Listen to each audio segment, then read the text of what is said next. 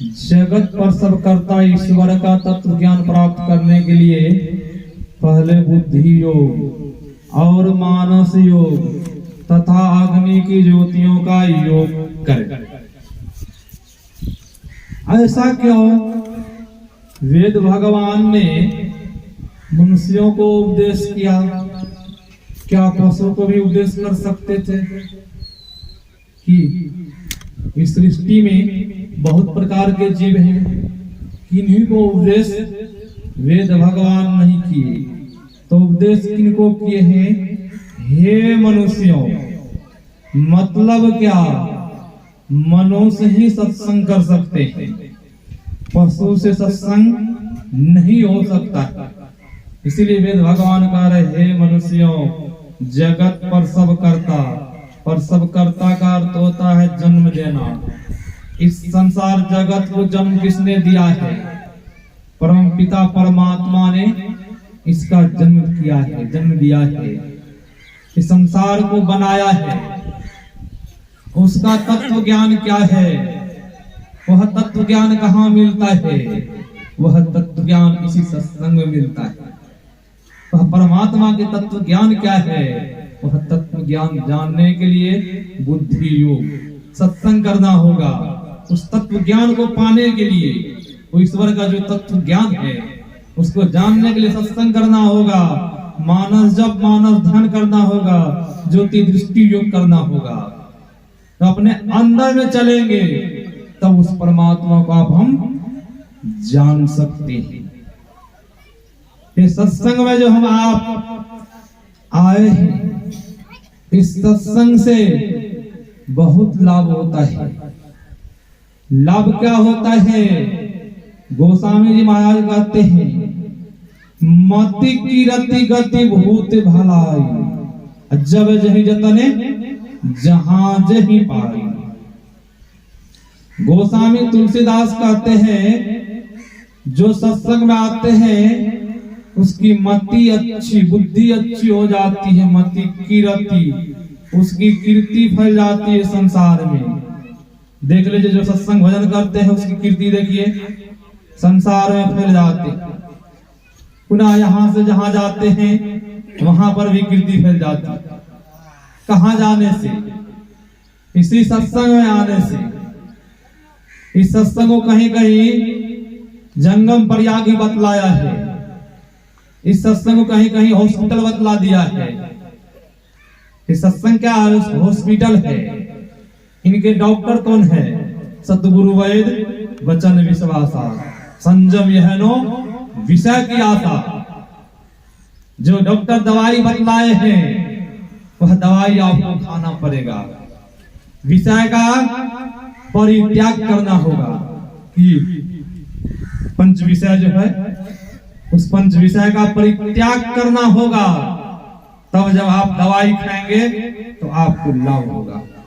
तब ये नहीं सत्संग भी कर रहे हैं, दवाई भी खा रहे हैं और संयम नहीं है, तब लाभ होने वाला नहीं है। वही संत महापुरुष कहते हैं, इस सत्संग से बहुत लाभ मिलता है, मानवों को सुख मिलता है। इस समागम में आने से बुद्धि अच्छी हो जाती है, आदमी सुधर जाता है, सत्य असत को जान जाता है। कहाँ? तो इस सत्संग में आने से। इस सत्संग में लाभ बहुत है। स्वामी ब्रह्म जी महाराज कहते हैं, विनु सत्संग ज्ञान है उपजे, कर ले जतन हजार, ब्रह्मानंद खोज गुरु पूरे, उतरे भव जल पार। बिना सत्संग का यह ज्ञान उपजने वाला नहीं है। पूज्य शाही स्वामी जी महाराज कह रहे हैं, सत्संग बिना सोचो मानव, जग में वह ज्ञान कहाँ होगा।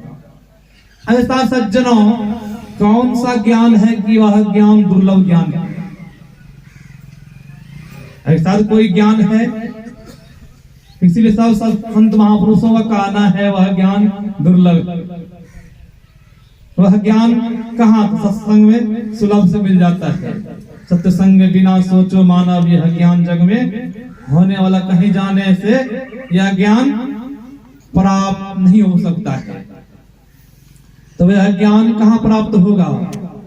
इसी सत्संग में। इसीलिए ब्रह्मानंद जी महाराज जी भी कहे हैं, सत्संगत जगतार साधु सत्संगत जगसार। काशी नहायो मथुरा नहायो, नहायो हरिद्वार। चार धाम तीर्थ फिराए, मन का नहीं सुधार। सज्जनों, चार धाम आप घूम लेंगे, तीर्थ कर लेंगे, मन सुधार होने वाला नहीं। वन में जाए कियो तप भाई, काया कष्ट पार। ऐसे बहुतों हैं वन में जाके तप करते हैं, काया आत्मा को कष्ट पहुंचाते हैं कि उस परमात्मा को नहीं पा सकते। कष्ट तो किया, शरीर को सधा दिया तप करते करते, फिर भी उस परमात्मा को, उस तत्व ज्ञान को नहीं पाया।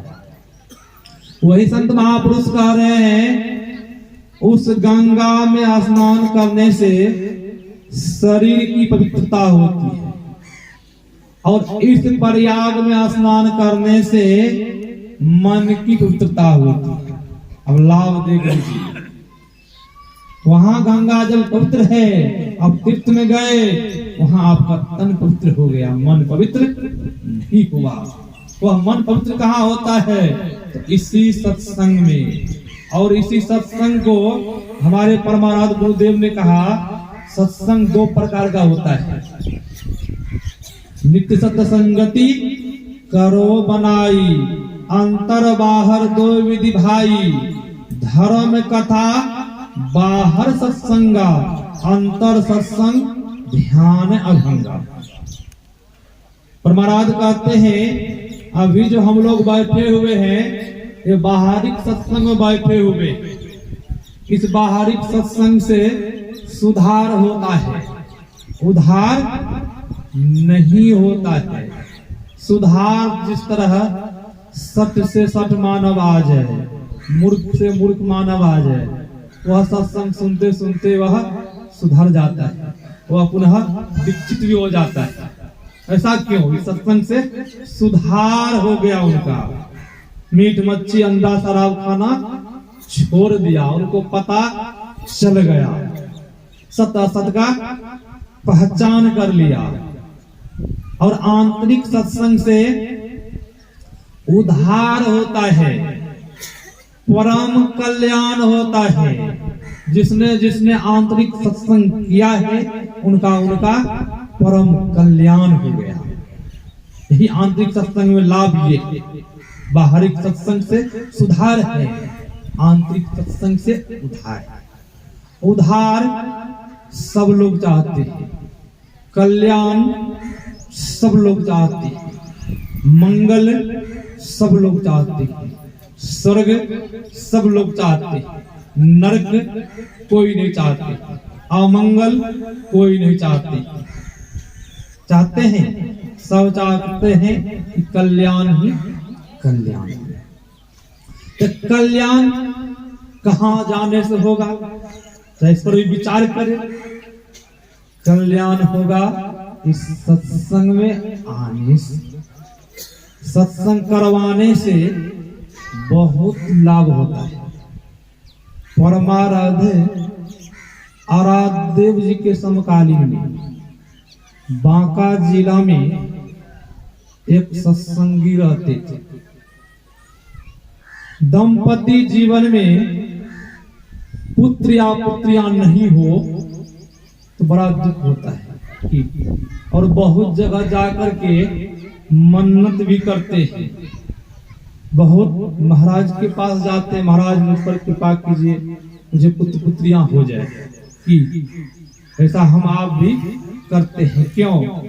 बहुतों का नाम महाराज पुत्र पुत्रियां नहीं है, मेरी तो मुक्ति भी नहीं मिलेगी, कि मोक्ष नहीं मिलेगा। जब मेरी मृत्यु होगी तो जब मुंह में आगे नहीं को देंगे तो मुक्ति कहाँ से मिलेगी? बहुत ऐसा लोग सोच करते हैं। हम लोगों को नहीं पुत्र है, नहीं पुत्रियां हैं, क्या हम लोगों को मुक्ति नहीं मिलेगी? बहुत ऐसा सज्जन कहते हैं। तो संत महापुरुष वह दंपति पति और पत्नी बहुतों मंदिर बहुतों तीर्थ में गए थे, बहुतों से मन्नत किए, उनका मन में हम लोग संत मत से जुड़े हुए हैं। परमाराध्य देव जी के पास चलते हैं। वह दंपति पति और पत्नी गुरु महाराज जी के पास आते हैं। गुरु महाराज जी से निवेदन करते हैं, हजूर आपके हम शिष्य हैं। दंपति जीवन में गृहस्थ जीवन में पुत्र या पुत्रियां नहीं हो तो राजकुल के मालिक कौन बनेंगे? हम लोग जब मर जाएंगे धन संपत्ति राज को कौन चलाएंगे? हजूर कृपा किया जाए। जब बहुत निवेदन किए तो गुरुदेव एक फल उठा के दे। समय पा करके उस सज्जन को एक पुत्र हुआ। वह सज्जन सोचा चलते हैं गुरु महाराज जी को सूचना दे देते हैं, और गुरु महाराज जी के पास गए। गुरु महाराज जी से कहा मुझे एक पुत्र हुआ देव जी महाराज आपकी कृपा से, और मुझे सत्संग का समय दीजिए गुरुदेव। आप परमाराध्य गुरुदेव जो समय कर रहे थे वह सज्जन कर रहे थे, नहीं दूसरा समय दीजिए। कभी कभी होता अभी समय बना रहे थे सूची, बहुतों भक्त का कहना महाराज ये समय नहीं ये समय। हमारे भरत बाबा इनका कहना हुआ कि चतुर्दशी के समय में सत्संग दीजिए बाबा। तो ऐसे बहुत भक्त हैं, उनका होता है मुझे इस समय में सत्संग का समय दीजिए। अब गुरु महाराज जी कह रहे हैं इस समय में देंगे, वो कह रहा नहीं हम इस समय में लेंगे। तो जो गुरु महाराज जी समय फिक्स किए वही समय फिक्स हो गया। इसी तरह सत्संग का आयोजन रखा गया, और परमाराध्य गुरु महाराज उसी दिन रात में उनके यहाँ आते। होता क्या है, उसका छोटा पुत्र था, उसी दिन उसी रात में उसकी मृत्यु हो गई। जिस पुत्र के नाम से संत मत सत्संग का आयोजन रखा गया था वही अब ने रहा इस संसार में। अब सब रो रहे हैं धो रहे हैं। गांव समाज के आदमी ने कहा गुरु महाराज जी पधारने वाले हैं, आप लोग रो रहे हैं धो रहे हैं। गुरु महाराज जी भी चले जाएंगे, सत्संग नहीं होगा। ऐसा कीजिए, बच्चा को तो बाद में देखिएगा, पहले सत्संग को देखिए। उस बच्चा को कपड़ा में लपट करके रख देते हैं, और गुरु महाराज जी पधारे रात में। सुबह में सत्संग हुआ, गुरु महाराज जी प्रवचन हुआ। अब जब आरती हुई सबों भक्त प्रणाम करने के लिए आए। गिरिपति भी आते हैं गुरु महाराज जी को प्रणाम करने। तो गुरु महाराज जी कहते हैं क्या जी सत्संग नहीं कराना था तो नहीं कराते, वैसे रमझम सब कर रहे हैं। लग रहा है कि तुम्हारा बेटा मर गया है। गुरु महाराज जी बोले लग रहा है कि रमझम सब कर रहे हैं, झिम कर रहे हैं, नहीं सत्संग कराना, सत्संग नहीं कराना चाहिए, लग रहा बेटा मर गया है इनका। दूसरा सत्संगी बगल से कहते हैं हाँ हजूर राते में इनका बेटा मर गया आपके आने से पहले। बच्चा के लपट करके रख दिया कपड़ा।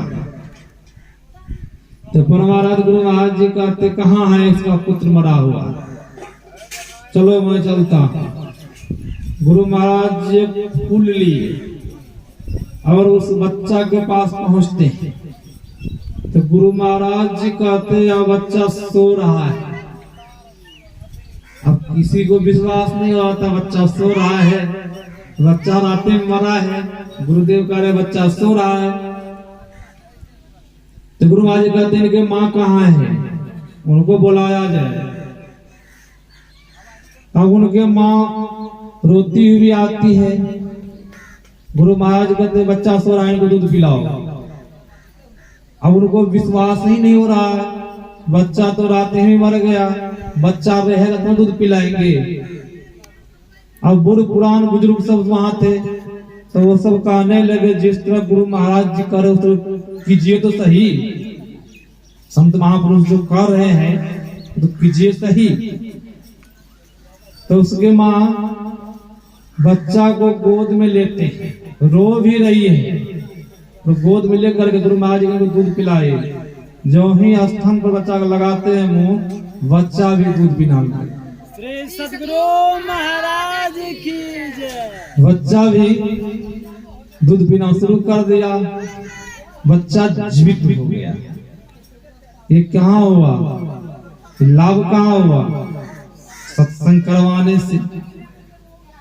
इसीलिए संत महापुरुष कहते हैं सत्संग में आने से बहुत लाभ होता है, सत्संग करवाने से बहुत लाभ होता है। संत महापुरुष जो भी पहुंचे संत वे हैं, सबों ने पहले सत्संग किया।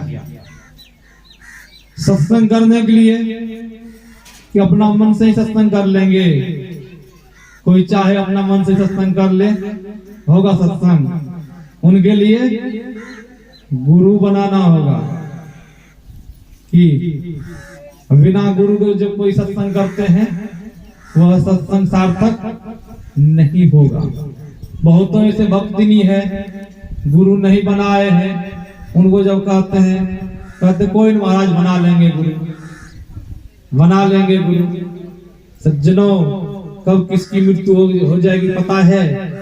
किसी को पता है कब किसकी मृत्यु हो जाएगी? संत महापुरुष जो गुरु बनाते हैं उनके रक्षा करते हैं। कौन? परमाराध गुरु। जिस तरह भी ये भक्तनी बैठी हुई है, इनको जब कहते हैं गुरु बना लीजिए, कहते हैं महाराज बनाएंगे, गुरु बनाएंगे। परमाराध गुरु महाराज जी के समकालीन सुन लीजिए, या ध्यान से सुने। परमाराध गुरु महाराज जी के समकालीन में एक बूढ़ी पहले तो बहुत तरह के कर्म की, बुढ़ापा आने पर परमाराध गुरु महाराज जी से दीक्षा ली। कुछ दिन ध्यान पूजा की, पुनः उनका शरीर छूट गया।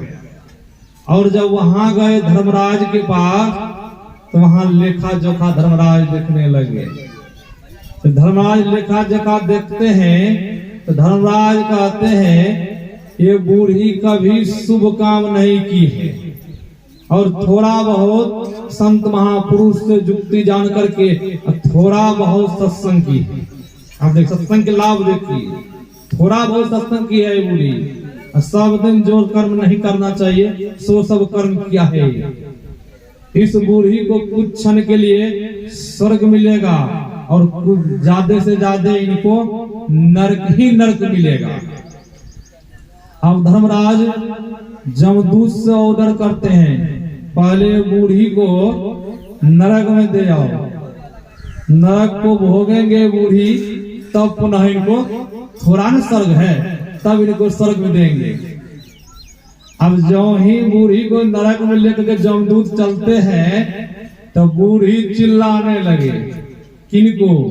जो जिनको मानते हैं कि बूढ़ी तो गुरु बनाए थे मेहीदास जी को, प्रणाद गुरु महाराज जी को, तो वह बूढ़ी कहती है हो मेहीदास कहाँ है, हमें नरक से बचाइए। मेहीदास आप कहाँ हैं, मुझे नरक से बचाइए।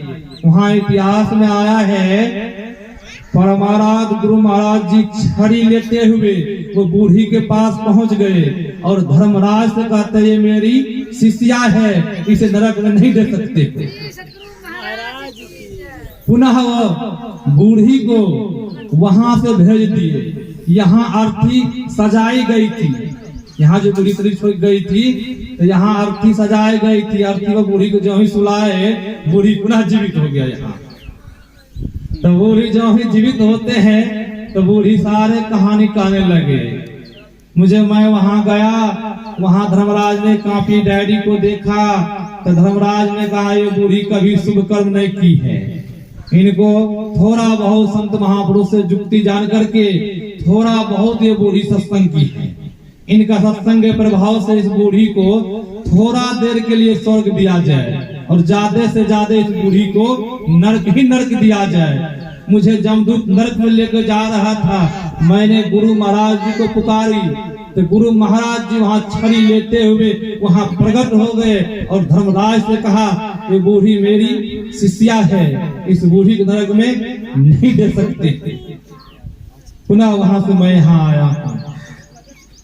अब देखिए सत्संग से कितना लाभ है गुरु बनाने से। तो गुरु बनाएंगे तब ने, अब बिना गुरु को जब बूढ़ी रहती तो बुरी आती नहीं आती। तो संत महापुरुष कहते हैं तो हम आप गुरु नहीं बनाते। बिना गुरु के जो ज्ञान होना चाहिए वह ज्ञान कभी नहीं हो सकता है। भले आप बड़े से बड़े अमीर बन जाए, इसलिए गोस्वामी जी महाराज रामतीर्थ मास में कहा है बिन गुरु भवन दी तरैन कोई जो विरंची शंकर साम होई। बिना गुरु के आप उस भवसागर से, इस भवसागर से नहीं तर सकते। आप ब्रह्मा के समान बन जाएंगे, तपस्या करके सृष्टि रच लेंगे, इस भवसागर से नहीं तर सकते। उस परमात्मा को आप नहीं जान सकते हैं। आप भगवान विष्णु के समान बन जाएंगे, इस संसार को भगवान शिव के तरह बन जाएंगे, उस परमात्मा को इस संसार सागर से आप नहीं कर सकते। कौन दावी के साथ गोस्वामी जी महाराज कह रहे हैं। इसीलिए भगवान शिव भी सत्संग किए हैं। किन्हें किए हैं? भगवान शिव भी सत्संग किए हैं। किनके आश्रम में जाते थे? त्रेता युग की बात है। एक बार त्रेता युग माही शंभु गए कुंभजरी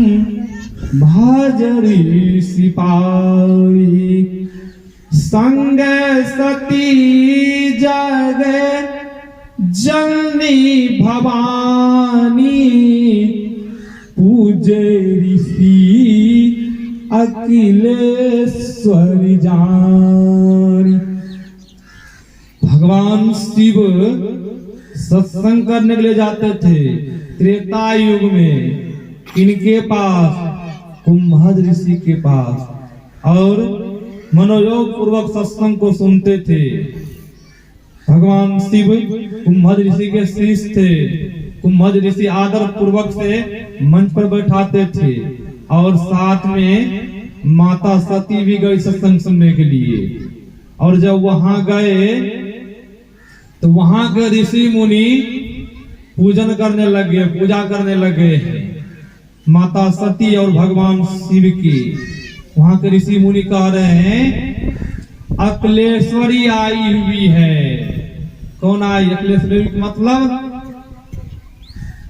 मतलब क्या होता है? अखिलेश्वरी के मतलब इस विश्व के मलकनी आई है। जना नहीं कहते हैं, किसी को पूछ दीजिए तो कहते हैं महाराज आज तक तो मुनिया के मम्मी ही घर के मलकिनी बन गई है। कौन? आजकल वही मलकिनी है, जो करेगी वही करेगी। उसी तरह भगवान शिव है। वहां ऋषि मुनि कह रहे हैं जगत के मलकिनी आई हुई है। हम लोग धन है, हम लोगों का भाग उदय हो गया है। सब ऋषि मुनि कह रहे हैं। देवता लोग भी खुश हो रहे हैं, फूल बरसा रहे हैं। और इसी तरह सत्संग हो रहा था। और भगवान शिव भी मंच पर विराजमान है। माता सती कभी सत्संग में बैठती है, कभी उठ जाती है, कभी बातचीत, जो बातचीत कर रहे थे माता जी सब, इसी तरह माता सती भी कर रही थी उस सत्संग में। माताएं कुछ आदत होती है बातचीत करने की। अब माताएं सब बातचीत करो, माता सती वहां बातचीत कर रही है। भगवान शिव को मन ही मन क्रोध हो रहा है। सत्संग सुनने के लिए आए हैं, ये सत्संग में बातचीत कर रहे हैं, सत्संग में विघ्न पहुंचा रहे हैं। जो सुनने वाले हैं उनको भी विघ्न पहुंचाते हैं। संत महापुरुष ने कहा है सत्संग में जो विघ्न पहुंचाते हैं सत्संग में जो बातचीत करते हैं, जो बात कर रहे हैं, जो बगल में है वो जो कुछ नहीं कह रहे हैं, जो बातचीत करते वह अजगर बनेगा, और जो नहीं कुछ कह रहे हैं वह सपेरिया बनेगा। क्या सज्जन जरा विचार करें। जो सत्संग में जो कोई सोते हैं और बगल वाला नहीं जगा रहे उनको, जो सो रहे हैं वो सब अजगर बनवे करेगा, और जो नहीं जगा रहे वो अभी उनके साथ में सपरिया बन जाएगा, उनको नचाते रहेंगे डब्बा में बंद कर करके। वही संत महापुरुष का वहां पर अकलेश्वरी आई है। अकलेश्वरी कभी उठ के इधर जा रही है, कभी उठ के उधर जा रही, कभी बातचीत कर रही है। भगवान शिव को मन ही मन क्रोध हो रहा है कि सत्संग सुनने के लिए आई है, भगवान के यहाँ पर कथा चर्चा हो रही है, ये कभी इधर कभी उधर उठ के जा रही है, मनोयोग पूर्वक नहीं सुन रही है। परिणाम क्या हुआ? जब सत्संग समाप्त हुआ, जब भगवान शिव की विदाई होती है, जब चल दिए, तो वहां के ऋषि मुनि कह रहे हैं अब दक्ष प्रजापति के पुत्री जा रही है। क्या कहा ऋषि मुनि ने? अब दक्ष प्रजापति के पुत्री जा रही है। अब पहले वही ऋषिगण क्या कहा था? अकलेश्वरी मलकिनी आई है। क्यों? बहादुर के सत्संग का अपमान किया, विघ्न किया। वहां के ऋषि मुनि कह दिया दक्ष की बेटी जा रही है, और परिणाम उसी सत्संग का अवहेलना करने में, अवहेलना जो की थी, उनको दक्ष प्रजापति यज्ञ किया था, उधर में विस्तार रूप से कथा है, उनको जलना पड़ा था। समय भी हो गया है, कथा है, बहुत लंबी कथा है। तो वही सत्संग का जो अपमान की थी, सत्संग नहीं सुनी थी, उनको दक्ष प्रजापति जो यज्ञ किए थे उस यज्ञ में जलना पड़ा था। कि वह भी दक्ष एक देवता की सभा लगी थी, उसमें भगवान शिव उनको प्रणाम न किए थे, कि इसीलिए प्रजापति ने यज्ञ किया था, भगवान शिव को निमंत्रण नहीं दिया था। जो जो सत्य का अपमान किया है, सत्य का विघ्न किया है, उनका सत्यानाश हो गया है। कोई उनके कुल में नहीं रहा है। देख लीजिए शुरू से अंतिम तक। सत्य कौन है? तो परमात्मा।